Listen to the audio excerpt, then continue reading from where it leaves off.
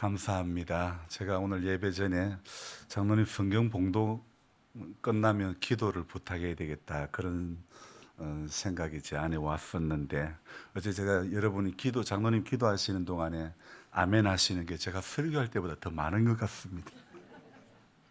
이래서 제가 시기와 질투가 제가 오늘 평소에는 늦잠을 자지 않는데요. 어쩌다 잠에서 깨어나지 못하면 그날이 어떤 날이라고요? 주일날이라고요. 제가 오늘 조금 늦잠 자고 말았지요. 목사가 무슨 늦잠 잔 게 자랑거리라고 스스로 자수까지 다 하고 몇 달 전에도 주일날 늦잠을 자고 말았는데 본당에 와서 조금 있으니 거의 금방 날이 훤해지길래 그때부터는 글을 적는다는 이게 글을 적을 마음의 준비가 안 되는 거예요. 다행히 요즘은 밤이 길어진 것이 얼마나 감사한지 모르겠습니다. 여러분, 사람이 살아가는데 일상이요, 1년 내내 똑같은 아침을 맞이하는 것보다 밤이 긴 달의 아침을 이렇게 맞이하는 것도, 또 낮이 긴 달의 새벽을 맞이하게 되는 것도 이게 얼마나 감사한지 모르겠습니다. 비가 오는 날 아침을 맞이하는 것도 감사하고요. 곧 눈이 오면 새벽을 맞이해서 트랙터로 눈을 미는 날도 곧 올 것인데 그날도 그것도 또 감사. 일상이 똑같지 않은 것이 감사합니다. 평일의 아침도 감사하지만 주일의 아침은 더욱 감사. 아무도 아멘도 없으시네. 같은 얼굴을 보는 것도 감사, 새벽마다 얼굴을 보게 됨도 감사, 일주일 만에 얼굴을 보게 됨도 감사, 새로운 얼굴을 보게 됨도 감사, 맨날 봐서 싸우는 아내 얼굴을 또 봐서 감사. 글을 적다 보니 마치 감사주일날 아침을 맞이한 그런 느낌입니다. 하나님은 저와 여러분들이 추수감사주일만 감사하는 것이 아니라 범사에 감사하는 사람이 되기를 기뻐하시는 줄 믿습니다. 마지막으로 한 가지 감사를 더 드린다면 오늘 여러분들과 함께 예배드리게 되어서 감사합니다. 모두가 이 마음이라면 앞뒤 좌우 4분 이상 감사합니다 인사하시기 바랍니다. 한쪽 기탱이 앉았거나 맨 뒤에 앉으신 분은 일어서서 10분 이상 인사하시기 바랍니다. 언제 저 집사님이랑 좀 말다툼한 게 있어가지고 얼굴 보기가 민망해 그런 분이 있다면 지금은 간단히 묵례만 하고 예배 마치고 나갈 때에 조용히 손잡고 따라합니다. 내가 미안해요. 내가 미안해요. 내가 미안하다면 끝나는 줄로 믿습니다. 행복을 주는 삶의 7가지 원칙이 있는데 미인, 대칭, 비비, 불이라고요. 들어보셨죠? 그래도 또 말씀드릴게요. 미소는 우리를 행복하게 합니다. 인사는 우리의 마음을 열게 합니다. 대화는 서로의 이해를 높여줍니다. 칭찬, 감사는 서로 용기를 심어줍니다. 아니 목사님, 미인 대칭까지는 들어봤는데 비비불은 뭐요? 비비불은요, 비난하기보다는 칭찬을, 비판하기보다는 이해를, 그리고 불평하기보다는 협조를, 이런 내용이죠. 이 7가지 미인, 대칭, 비비불, 이건 꼭 굳이 적을 필요는 없습니다. 성경 말씀만 적으면 되지, 이거는 그냥 듣고 넘어가면 됩니다. 이 미인, 대칭, 비비불은요, 한국 카네기 연구소의 소장인 최연명순이라고, 연명순이 아니고 최염순이라고 이 소장님이요, 이렇게 쓴 책 이름인데, 이 책의 내용을 간단히 소개하면요, 카네기 연구소에 의하면 성공한 사람들의 15%는 자신의 전문 지식에 의한 것이고 85%는 인간관계, 즉 사람들과의 좋은 인간관계를 가지는 능력에 의해 가지고 성공한다. 그렇게 이야기를 하고 있습니다. 85%의 사람들은 인간적인 매력과 영향력을 바탕으로 다른 사람들의 협력을 얻어내는 그런 리더십을 가지고 있었기 때문에 성공한다. 그렇게 이야기를 합니다. 즉 사람을 리더하는 인간관계 기술을 익혀야 한다고 이 책은 이야기하고 있습니다. 그래서 시스템은 관리하고 사람은 리더하라. 있다라고 이야기를 하지요. 여기 미인, 대칭, 비비불 이 7가지의 하나를 더 말씀하는 분이 있더라고요. 이게 자기의 닉네임, 자기의 별명을 이렇게, 이분은 자기 별명을 이렇게 해놨더라고요. 대한민국 시간제 주말농부. 자기 별명을 대한민국 시간제 주말농부라는 이 별명을 가진 분이 한 가지 더 해가지고 미인, 대칭, 비비불, 그 다음에 존이라고. 그래서 제가 미인, 대칭, 비비불, 존, 어떤 지역을 이야기하는 줄 알았는데 이 8가지를 이분이 말하는데 세상 살면서 가장 중요한 인간관계의 원칙은 무엇일까? 이분이 고민하면서 사람마다 물론 다 다르겠지만 이 대한민국 시간제 주말 농부 이분께서는 존중이라 이야기를 하고 있습니다. 상대방을 존중하면 상대방 역시 나를 존중한다고, 선생님이 아이를 존중하면 아이 역시 선생님을 존중하게 되는 겁니다. 부모가 자식을 존중하면 자식 역시 부모를 존중하게 되는 것입니다. 정치인들이 국민을 존중하면 국민 역시 정치인을 존중할 수밖에 없는 것 아닙니까? 이 얼마나 단순한 이치 아닙니까? 반대로 상대방을 미워하면 상대방 역시 당연히 나를 미워할 수밖에 없는 것입니다. 중요한 것은요, 내 마음이 어떠한가? 대부분의 것이 내 마음 안에서 일어나는 문제라는 것을 우리는 알아야 됩니다. 카네기의 인간관계를 잘하는 이 7가지 행복을 주는 삶의 원칙, 미인, 대칭, 비비불 중에 넷은 긍정이고 셋은 부정입니다. 즉 미소 짓고 인사하고 대화하고 칭찬하는 것은 많이, 이 긍정적인 것은 많이 해야 되고, 그리고 비난하고 비판하고 불평하는 것은 하지 말아야 하는 것입니다. 그리고 여기에 존중하는 것을 한 가지 더 하자고 이분은 이야기하는 거죠. 그러니 예를 갖추어 우리가 오늘 다시 한번 인사를 합시다. 두 손을 가슴에 한번 모으시고 상대방을 보시면서 한번 인사합시다. 얘를 다 갖춰가지고 반갑습니다. 은혜 받을. 손은 왜 안 하세요? 어린이집만 하는 게 아니고 우리 연세 많으신 성도님들이 손을 모아가지고 공손히 이러면 하나님이 얼마나 기뻐하시는지 몰라요. 나중에 마치고 나가실 때 그래 인사하시기 바랍니다. 며칠 전에 이 노회장을 지내신 분 사무실에 제가 고구마를 한 박스를 갖다 드렸는데 이분이 이번 회기에 동방성장 위원장을 맡으셔서 위원들에게 고구마 한 박스씩을 보내야 된다고 제게 고구마를 20박스를 이렇게 달라고 하시는 거예요. 뭐 또 뭐하는 뭐 하십니까? 그리고는 이게 제가 근데 안 된다고 그랬어요. 왜요? 왜 안 된다고 했을까요? 여러분들하고 농갈라 먹으려고 안 된다 그랬죠. 그리고 제가 봉화읍내에 가보니 거기에 로비에 고구마가 많더라고요. 그래서 거기 검은실 목사님에게 전화를 해보세요, 장로님. 그랬더만은 두 분의 이야기가 잘 되어가지고 검은실 목사님이 그 장로님에게 고구마를 드리는 것으로 되었는데 금원실 목사님이 제게 전화가 왔습니다. 목사님, 신랑이 주문받은 게 많아서 우리가 드리지 못하니 목사님이 드리라고 그렇게 전화가 온 거예요. 그래서 제가 아이고 나는 고구마도 없고 있어도 사이즈 골라 담는 것도 너무 힘들고 그럴 시간도 안 되니 제가 그래 이야기를 했더니 자기가 와서 골라 담겠다고 하면서 어제 막내딸을 데리고 왔습니다. 이 막내딸이 제 둘째랑 이름이 같은 하은인데요. 위로 오빠는 23, 25. 그러면 이 막내딸은 이제 초등학교 1학년입니다. 어쩌다가 났는지 모르겠습니다. 이 막둥이 딸이 금 목사님에게 얼마나 복덩인지요. 예전에 이 막둥이 딸이 그 갓난쟁이 때 수요 예배 시간에 설교를 해야 되는데 봐줄 사람이 없는 거예요. 그러니까 애를 들쳐업고 설교를 하는 거예요. 여러분 한번 상상해 보십시오. 그렇게 그 금목사님의 말을 들을 때에 저는 가슴이 짠하더라고요. 야, 보통은 여자분들이 은혜 받아서 이렇게 사역을 하게 되면요, 남편은 거의 샤트맨밖에 안 돼요. 무슨 말씀인지 알겠습니까?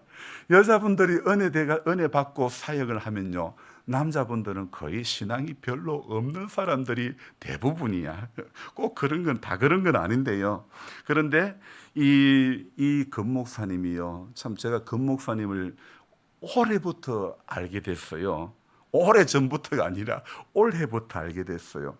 이분이 봉화군 자활센터의 사회복지사로 일을 하지요. 우리 조 목사님 뭐 잘 아시겠지만은 이 참 앞에 계신 우리 정선생 권사님도 그 자활센터 통해 가지고 이렇게 케어를 받고 있는 그런 가운데 있는데요.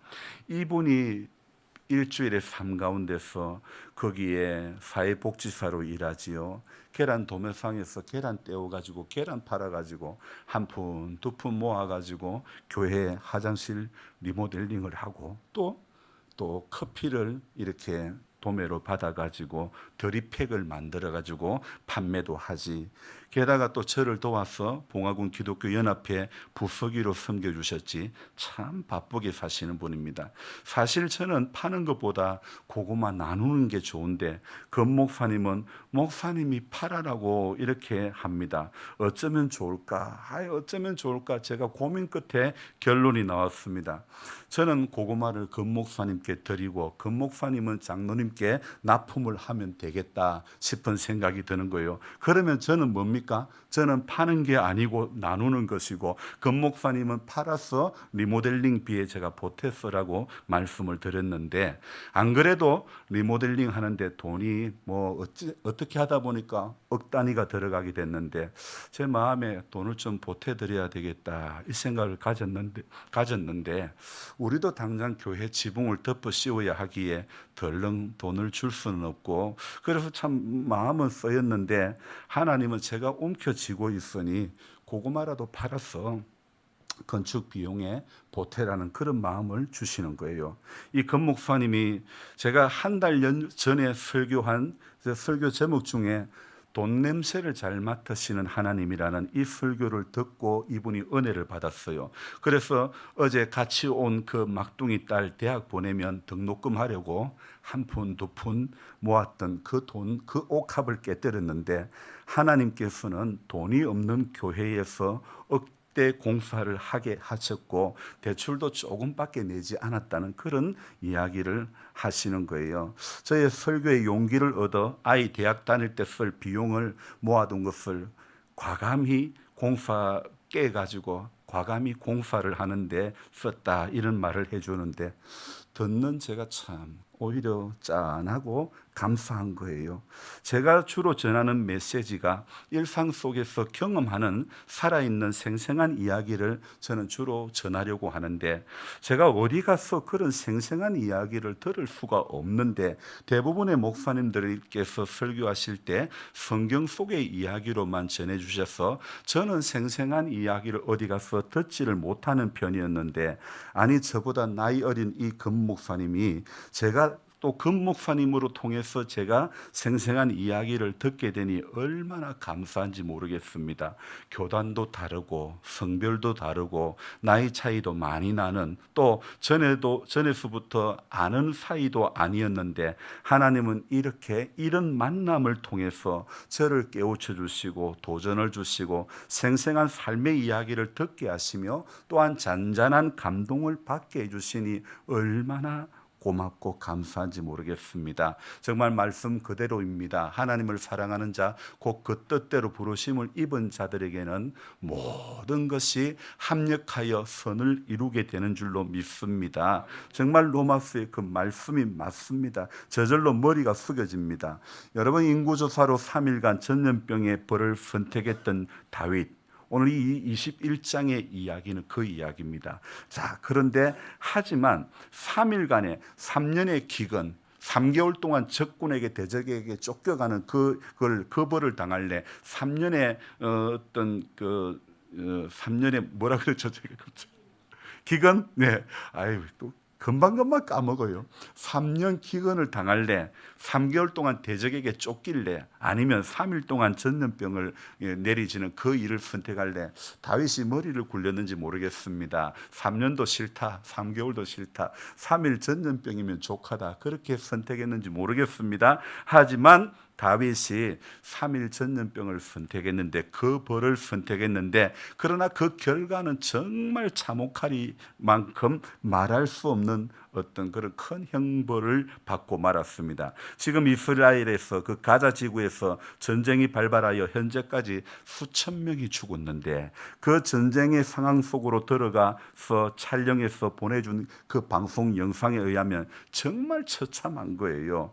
이게 어쩌면 내 마지막 통화일 수도 있다, 통화일지도 모른다면서 인도적인 차원으로 구호의 손길을 호소하는 여자분의 모습, 전기도 수도도 다 끊어져 사람이 살 수가 없는데 이 어려운 상황이 얼마나 갈지 염려스럽습니다. 하나님께서 이스라엘의 교만한 마음을 무너뜨려 주시고, 하마스의 적대하는 마음, 잔인한 모습들을 제거하여 주시고, 이 전쟁이 중동 전체의 전쟁으로 확산되지 않기를 기도할 뿐입니다.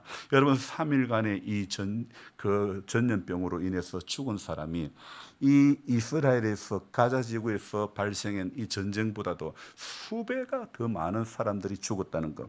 3일간의 전염병으로 인해서 7만 명이 죽고 말았다는 것. 물론 성서에 보면요, 이스라엘은 전쟁의 역사가 참 많은 민족입니다.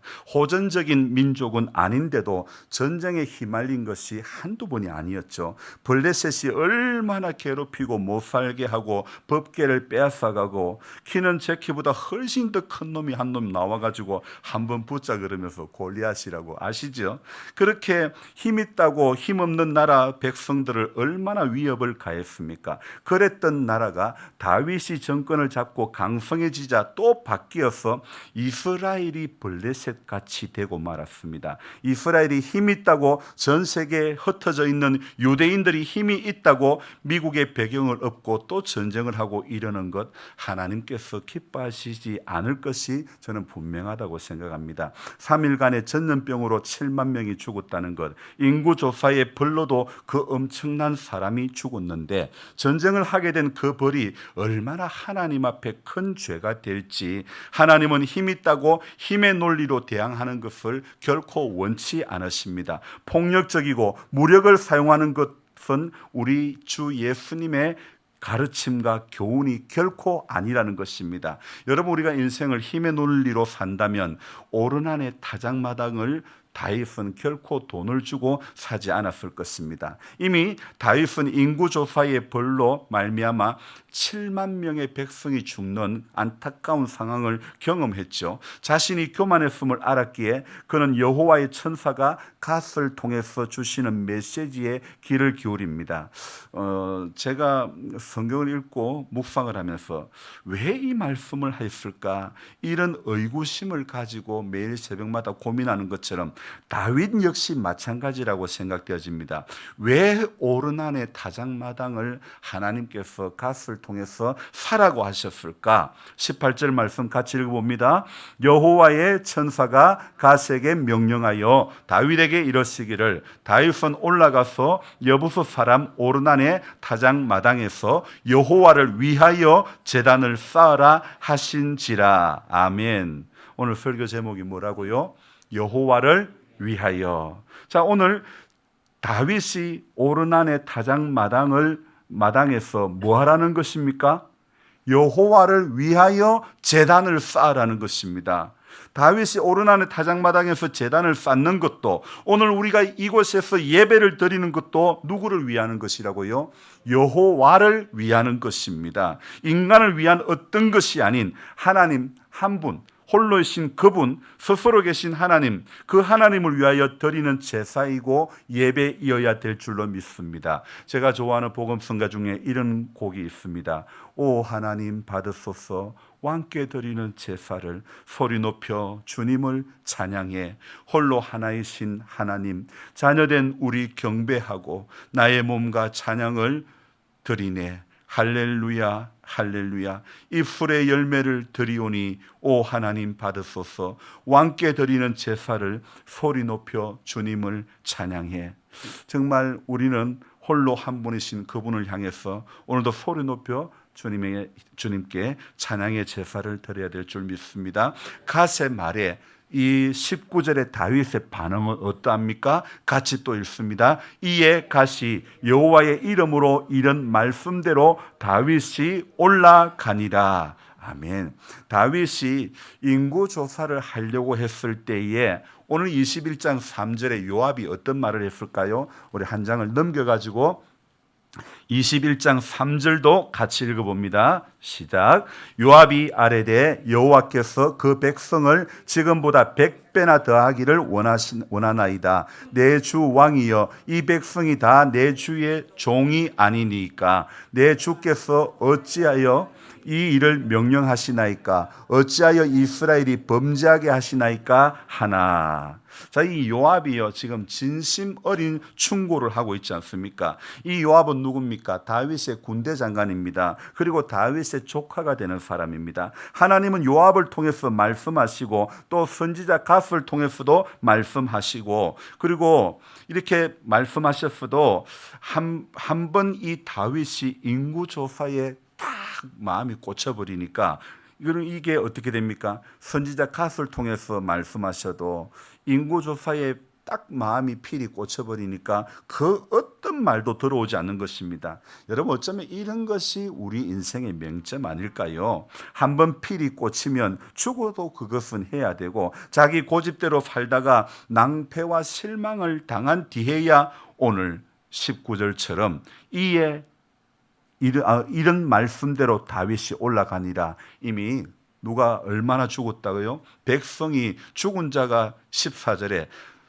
전염병을 내리심에 이스라엘 백성 중에서 죽은 자가 7만 명이었더라. 7만 명의 백성이 죽은 이후에 그때 깨닫게 되는 겁니다. 여러분, 하나님의 말씀이 그렇다면 그대로 믿어야지. 꼭 내가 실패를 경험해보고 내가 죽음 앞에 서보고 내게 문제가 있은 어떤 것들을 경험해보고 그리고 나서 돌이키는 것은 너무 어리석은 짓 아닙니까? 아니, 목사님요, 신앙은 경험해야 자기 것이 된다고 언제는 그래 말하지 않았습니까? 이렇게 반문하실지도 모르겠습니다. 맞습니다. 신앙은 경험하는 것이 되어야 하는 것이 맞아요. 하지만 꼭 우리가 실패를 경험할 이유는 없지 않습니까?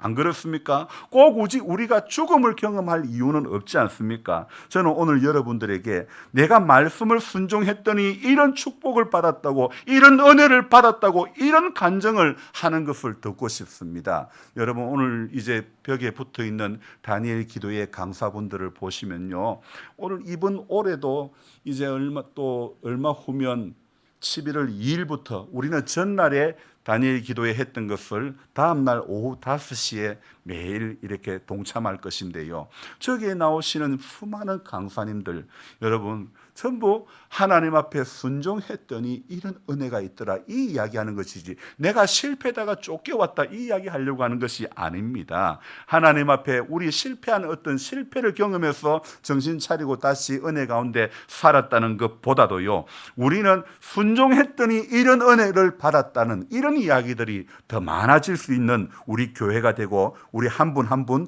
되시기를 주님의 이름으로 축원합니다. 기도해도 내 아픈 것은 여전히 아프고 기도해도 내 어려운 것은 여전히 어려울 수가 있습니다. 그러나 이게 아닙니다. 기도해도 상황이 안 바뀌지는 것이 어디 한두 번이었습니까? 기도해도 상황은 안 바뀌어도 기도한 것은 결코 도망가지 않는다는 것을 깨달으시기를 바랍니다. 여러분, 기도한 것은 쌓이는 줄로 믿습니다. 하나님 앞에 쌓이는 것입니다. 사람이 기도를 쌓아야지요. 여러분, 탑을 쌓으면 안 되는 것입니다. 한겨울에 눈이 쌓이듯 기도는 계속하면 기도는 쌓이는 줄로 믿습니다. 사람이 기도를 쌓아야지 사람이 탑을 쌓으면 안 되는 겁니다. 오늘 우리가 모여 자기 이름 내려고 여기 임기에 여기 숲터 마을에 바벨을 쌓는 인생이 되면 안 되는 것입니다. 여호와를 위하여 쌓는 것입니다. 하나님을 위하여 몇십 년 전부터 이곳에 단을 쌓고 봉사를 쌓고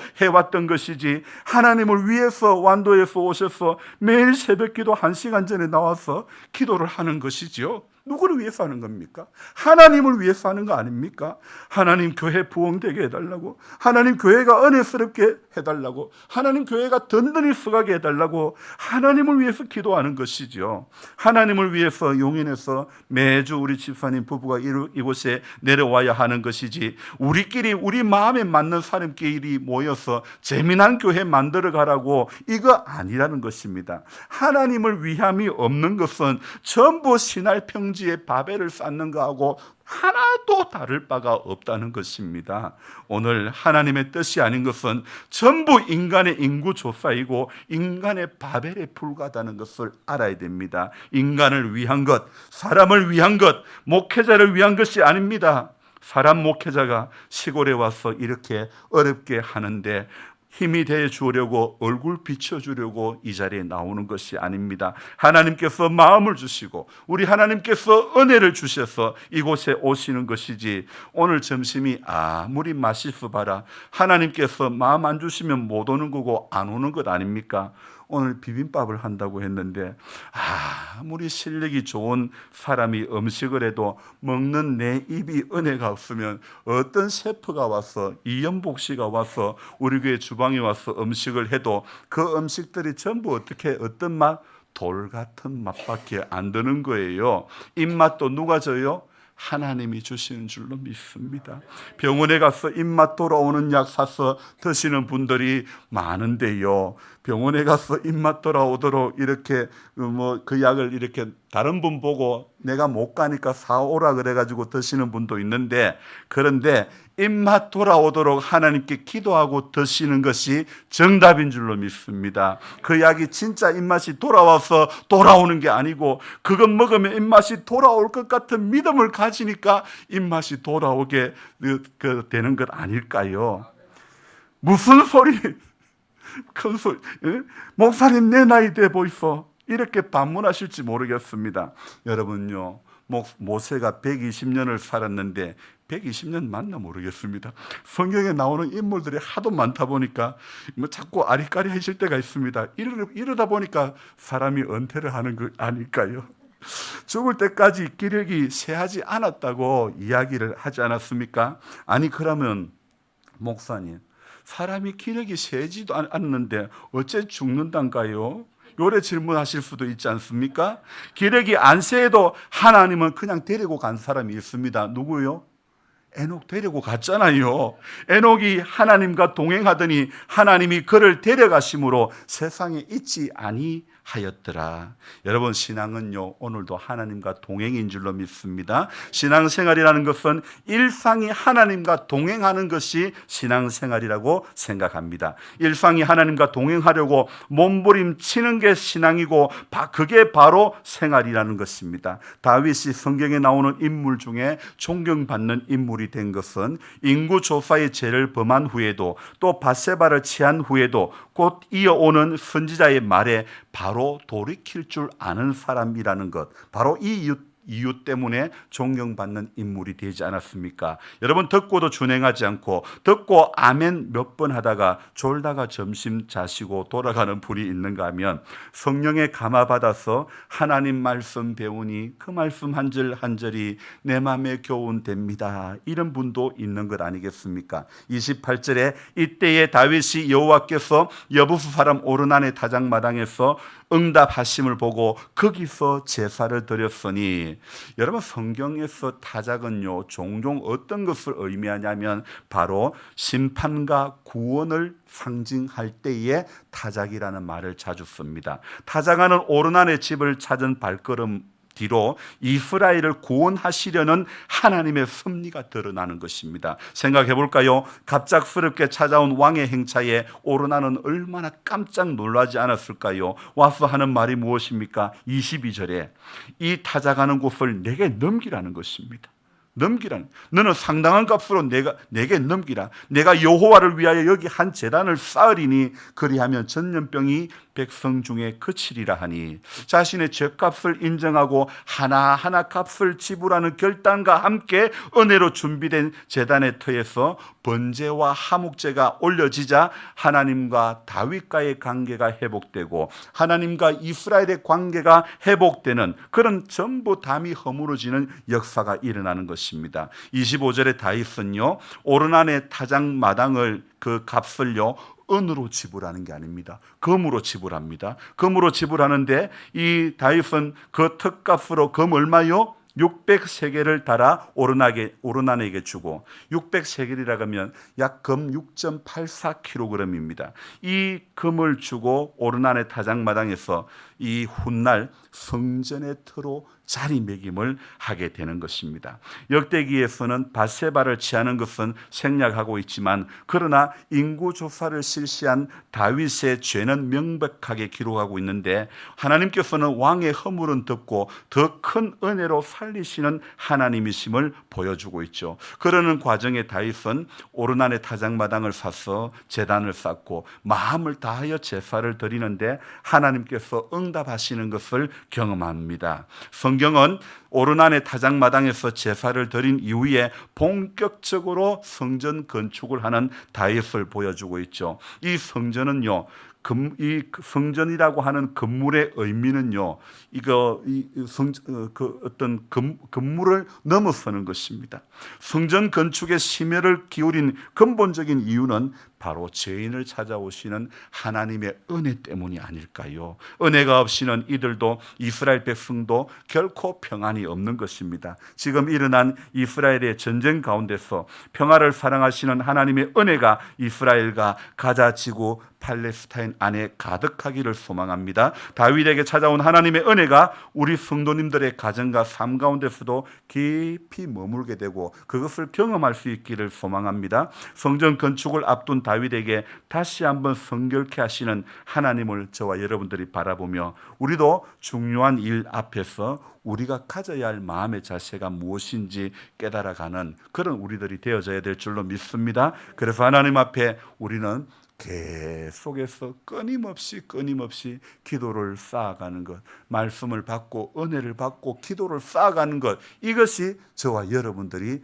하나님 앞에 서는 날까지 끊임없이 해야 할 신앙의 자세라고 생각되어집니다. 다시 놓친 기도의 줄을 다시 붙잡아야 될 줄로 믿습니다. 다시 은혜의 보좌 앞에 담대히 나아갈 수 있는 우리 모두가 되기를 주님의 이름으로 축원합니다. 기도하겠습니다. 좋으신 하나님 아버지, 10월의 세 번째 주일 예배 가운데 우리를 불러주심을 감사드립니다. 하나님 아버지, 우리 날이 갈수록 달이 갈수록 하나님 앞에 깨닫는 것이 많은 성도이기를 원합니다. 우리가 모여서 예배드리고 우리가 모여서 봉사하고 하는 이 모든 것, 사람을 기쁘게 하는 것이 아니라 여호와를 위하여 하는 것임을 우리는 분명히 알게 해 주시옵소서. 사람이 살아가는 목적은 그 사람의 인생을 어떤 복을 받기 위함이 아니라 여호와를 위하는 것, 여호와를 위해서 제단을 쌓고 하나님을 위하여 기도를 올리고 하나님 앞에 끊임없이 변질되지 않는 신앙의 한 사람이 되기를 소망하며 우리가 예배를 드리는 사람이 되어져야 될 줄로 믿습니다. 하나님 아버지, 우리 공로 없는 우리들을, 자격 없는 우리들을 자녀 삼아 주신 은혜를 감사드리며 이 땅에 살아있는 잠시의 시간 동안에 하나님 은혜로 우리 깨달음이 더 많아지고 실패를 경험하는 것이 아니라 순종했더니 하나님께서 이런 은혜를 주셨다는 것을 간증할 수 있는 그런 성공을 더 많이 경험하는 은혜가 우리 가운데 있게 해 주시옵소서. 세월이 악합니다. 하나님 앞에 설 준비 잘하는 성도가 복이 있는 성도인 줄로 믿습니다. 근간에 하나님께서 우리 남자 성도님들에게 은혜를 주시고 예배를 사모하는 마음을 주셔서 일찍부터 나오시게 하시고 준비하게 하시니 감사합니다. 하나님을 귀하게 여길 때에 하나님께서 그 인생의 여정 가운데서도 하나님은 귀한 은혜를 주실 줄로 믿습니다. 늘 하나님 제일주의로 살아가는 모든 우리 성도님들 되도록 축복해 주시옵소서. 감사를 드리며 예수님의 이름으로 기도드리옵나이다. 아멘.